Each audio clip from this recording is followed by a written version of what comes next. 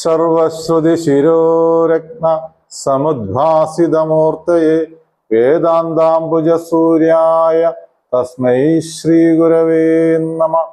ഓം ശാന്തി ശാന്തി ശാന്തി. ആചാര്യപാദങ്ങളിൽ പ്രണാമം. സ്നേഹം നിറഞ്ഞ എല്ലാ ആത്മജിജ്ഞാസുക്കൾക്കും സുഹൃതികളായ കൂട്ടുകാർക്കും എൻ്റെ വിനീത നമസ്കാരം. നാരായണൻ ഇങ്ങനെ നാരായണ ഗുരുവായി എന്നുള്ളതിന് വളരെ ഉപനിഷത് പ്രോക്തമായിട്ടും ഗുരു എന്ന ജ്ഞാനാമൃതങ്ങളിലൂടെയും എല്ലാം നമ്മൾ പരിചിന്തനം ചെയ്യുമ്പോൾ ഗുരുദേവൻ എന്ന് പറയുമ്പോൾ തന്നെ അവിടെ ഗുരുവല്ല എന്നൊരു ധ്വനി വരികയാണ്. തൈത്തിരീയോപനിഷത്തിൽ അത് കൃത്യമായി പറയുന്നുണ്ട്. അത് മുൻപോട്ടുള്ള സംസാരത്തിൽ നമുക്കത് വിചിന്തനം ചെയ്യാം. ഈ വിശുദ്ധാര തന്ത്രത്തിലെ 6ാമത്തെ മന്ത്രമാണ് ഞാൻ മുകളിൽ സ്വരിച്ചത്. ഇത് കർണാടകത്തിലെ കുദ്രോളിയിൽ നമ്മൾ പോയി കഴിഞ്ഞാൽ അവിടെ ബ്രഹ്മശ്രീ നാരായണ ഗുരു എന്ന് ആലേഖനം ചെയ്തുകൊണ്ട് ഗുരുവിൻ്റെ മനോഹരമായ ഒരു പ്രതിഷ്ഠയുണ്ട്. അവിടെ പ്രതിഷ്ഠയിൽ പൂജകൾ ചെയ്യുന്നത് സ്ത്രീകളാണ്. ആ പ്രതിഷ്ഠയിലെ ശിരോരത്നം, സർവശ്രുതി ശിരോരത്നം, സർവശ്രുതി എന്ന് പറഞ്ഞാൽ അറിവ്, അതായത് വേദം, ശിരോരത്നമായി ധരിച്ചിരിക്കുന്ന ഗുരുവിനെ നമുക്ക് കാണാം. കിരീടം വെച്ച് ആ കിരീടത്തിൽ മുഴുവൻ രത്നങ്ങളാണ് പതിച്ചിരിക്കുന്നത്. അപ്പം അത് മുഴുവൻ അറിവാണ്. ശിരോരത്നങ്ങൾ പതിച്ചുകൊണ്ട് ആ ജ്ഞാനസൂര്യൻ താമരയെ വിരിയിക്കുന്ന ആ പ്രോജ്വലിക്കുന്ന അതുപോലെ നമ്മൾ അവിടെ ചെന്ന് ദർശിക്കുമ്പോൾ നമ്മളിലുള്ള അജ്ഞാനത്തെ മാറ്റി ജ്ഞാനപ്രകാശം നൽകുന്ന ഗുരുവാണെന്ന് കർണാടകക്കാർ തിരിച്ചറിഞ്ഞ് അവരവിടെ കൃത്യമായി തന്നെ ചെയ്തു വച്ചിരിക്കുന്നു. അതിമനോഹരമായ ഒരു വിഗ്രഹമാണ് അവിടെ ഗുരുപൂജ നടത്തുന്നത്. വൈദിക പൂജയല്ല, ശരിക്കും ഗുരുപൂജ നടത്തുന്നത്.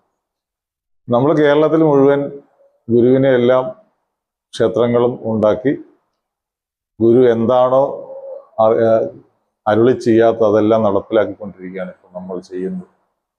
ഗുരുവിൻ്റെ ക്ഷേത്രങ്ങളിൽ മുഴുവൻ അന്ധവിശ്വാസവും അനാചാരവും, പ്രത്യേകിച്ചും നമ്മുടെ ഈ കോട്ടയം കേന്ദ്രീകരിച്ച് വിളക്കുപൂജ, അതുപോലെ പിന്നെ നെയ്വിളക്ക്, നാരങ്ങാമാല, പടമാല, അങ്ങനെ പല പല പരിപാടികൾ നടത്തിക്കൊണ്ടിരിക്കുകയാണ്. അതൊക്കെ നമ്മൾ പരിചിന്തനം ചെയ്യണം. പൈസ ഉണ്ടാക്കാൻ ഇതല്ല മാർഗം. ക്ഷേത്രങ്ങളിൽ പൈസ ഉണ്ടാക്കാനായിട്ട് ഇതല്ല. ഗുരുവിൻ്റെ വിറ്റല്ല കാശ് മേടിക്കുന്നത്.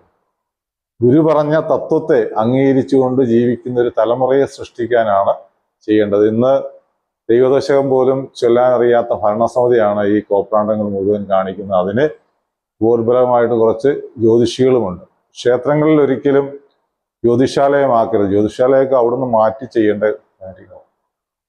ജീവിതമാർഗം എന്തെല്ലാം കാര്യങ്ങൾ നമുക്ക് ഗുരു പറഞ്ഞുകൊണ്ട് അതിനനുസരിച്ച് ജീവിക്കുന്നൊരു തലമുറ, അധ്വാനിച്ച് ജീവിക്കുന്നൊരു തലമുറയും കർമ്മം ചെയ്തുകൊണ്ട് നമ്മളുടെ ജീവിത അവസാനം വരെ കർമ്മം ചെയ്തുകൊണ്ട് ജീവിക്കാനാണ് ഗുരു നമ്മളെ ബോധിപ്പിച്ചിരിക്കുന്നത്.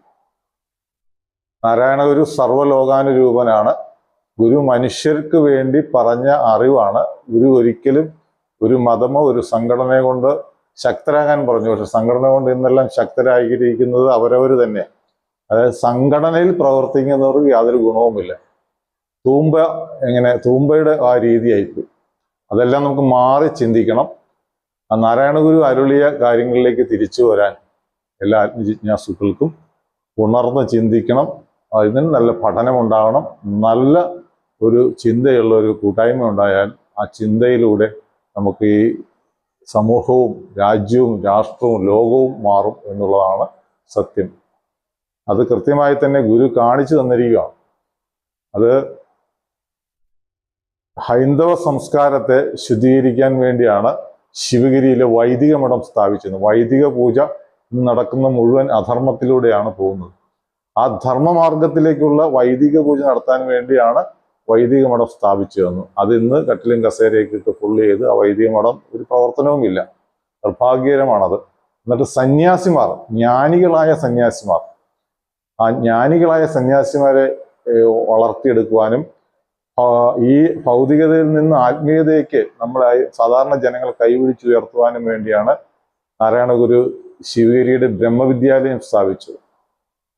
ബ്രഹ്മവിദ്യാലയത്തിൽ പഠിച്ചൊരു സന്യാസി വരുമ്പോൾ ഗുരുവിനെ പോലെ തന്നെ നമ്മൾ കാണണം. പക്ഷെ നിർഭാഗ്യകരമെന്ന് പറയട്ടെ, ഇന്ന് നമ്മളൊരു ശാഖയിലോ അല്ലെങ്കിൽ നമ്മളൊരു പ്രതിഷ്ഠാകർമ്മത്തിനോ ഒക്കെ വന്നു കഴിഞ്ഞാൽ ഗുരുവിനെ കാണുന്ന പോലെയാണോ നമ്മൾ ശരിക്കും സന്യാസിയെ കാണുന്നതെന്ന് ചിന്തിച്ചാൽ മതി. സന്യാസി ഭൗതികതയിൽ രമിച്ചുകൊണ്ടാണ് അവർക്ക് ആ ദുര്യോഗം വന്നത്. ഭൗതികതയില്ല, അവർ ആത്മീയതയിൽ നിറഞ്ഞുകൊണ്ട് ജ്ഞാനം ദാനമായി തന്നാൽ ആ സന്യാസിക്ക് ബഹുമാനം ഉണ്ടാവും, ആദരവും ഉണ്ടാവും. അപ്പോൾ സന്യാസി ധർമ്മം എന്ന് പറയുന്നത് ശരിക്കും ജ്ഞാനമാണ്, ജ്ഞാനം പ്രകാശനം. അല്ല, അവരൊരിക്കലും വൈദിക പൂജ ചെയ്തുകൊണ്ട് ചെയ്യാനല്ല ഗുരു പറഞ്ഞത്. ജ്ഞാനകാന്ഡമാണ് അവരുടെ മാർഗം. അത് വൈദികയിലേക്ക് കടക്കുമ്പോൾ അവർക്ക് സമൂഹത്തിൽ നിന്ന് വ്യക്തമായ അനുഭവം കിട്ടും എന്നുള്ളതും ഇന്ന് നമ്മൾ കണ്ടുകൊണ്ടിരിക്കുന്ന അതിനൊക്കെ ഒരു മാറ്റം നമുക്ക് ഉണ്ടാവണമെങ്കിൽ എല്ലാവരും ഉണർന്ന് ചിന്തിക്കണം. സന്യാസി ഇരിക്കുന്നിടത്ത് എല്ലാ കാര്യങ്ങളും ചെയ്യാനുള്ള മനസ്സുള്ള, അവരെ നമ്മൾ ഗുരുവിനെ പോലെ കാണുവാനുള്ള ഒരു മനസ്സുള്ള ഒരു സമൂഹം വളർന്നു വരണം. അപ്പോൾ ആ സന്യാസിയും അതുപോലെ ശുദ്ധീകരിക്കപ്പെടണം. മാനവകുലത്തിന്റെ നന്മയാണ് ഗുരു കണ്ടത്. മാനവകുലത്തിന്റെ നന്മ എന്ന് പറഞ്ഞാൽ ഗുരുവിനെ ജാതി മതഭേദം, ഒരു ജാതി, ഒരു മതം, ഒരു ദൈവം, മനുഷ്യന്. ഗുരുവിന്റെ മതം എന്ന് പറയുന്നത് മനുഷ്യൻ തന്നെയാണ്. മതം എന്ന് പറഞ്ഞാൽ ആ ഒരു ചിന്തയാണ് വരേണ്ടത്. ഗുരുവിൻ്റെ അടുത്ത് പോയത് ഹൈന്ദവരായതുകൊണ്ട് ഗുരു ഹിന്ദു സംസ്കാരത്തിന് വേണ്ട എല്ലാ കാര്യങ്ങളും ചെന്നവർക്കൊക്കെ ചെയ്തു. ക്രിസ്ത്യൻസ് ചെന്നിരുന്നെങ്കിൽ ക്രിസ്ത്യാനികൾക്കും വേണ്ടതെല്ലാം ചെയ്തു കൊടുക്കുമായിരുന്നു. മുസ്ലിങ്ങൾ പോയി കഴിഞ്ഞാൽ മുസ്ലിങ്ങളും വേണ്ടിയുള്ള എല്ലാം ചെയ്തു. ഇതെല്ലാം അറിഞ്ഞുകൊണ്ട് ഇന്ന് ശരിക്കും പറഞ്ഞാൽ നമ്മൾ ഇവിടുന്ന് നടന്ന് വർക്കലയ്ക്ക് പോകുമ്പോൾ കാണുന്ന ആദരവ്, ഗുരുവിന് കൊടുക്കുന്ന ആദരവ് തന്നെയാണ് ഇവിടുത്തെ ക്രിസ്ത്യൻ സഹോദരന്മാരും മുസ്ലിം സഹോദരന്മാരും ഈ പോകുന്ന ആളുകൾക്ക് കൊടുക്കുന്നത്. അതുപോലും ചിന്തിക്കാതെ ജാതി വെറി പൂണ്ട് സംസാരിക്കുന്ന നേതൃത്വങ്ങളെ കടിഞ്ഞാണിടുവാൻ ആ കൃത്യമായി തന്നെ നമ്മളുടെ ഈ മനുഷ്യന് ആ ചിന്ത ഉണ്ടായിക്കഴിഞ്ഞാൽ തന്നെ കടിഞ്ഞാണ്, അങ്ങോട്ടൊന്നും പോകാതിരിക്കുക എന്നുള്ളതാണ്. അവരെയൊക്കെ നമ്മൾ ഉപേക്ഷിക്കണം. മനസ്സുകൊണ്ടും ശരീരം കൊണ്ടും ഗുരു എങ്ങനെയാണോ എന്തെല്ലാം കാര്യങ്ങൾ ഉപേക്ഷിച്ചു അതുപോലെ നമ്മൾ ഉപേക്ഷിച്ച് കളയും. മനുഷ്യന് മനുഷ്യനായി കാണും, മനുഷ്യ സ്നേഹത്തോടുകൂടി ജീവിക്കുവാനും അവരെയും ഒരുപോലെ കാണുവാനും കഴിഞ്ഞാൽ മതി.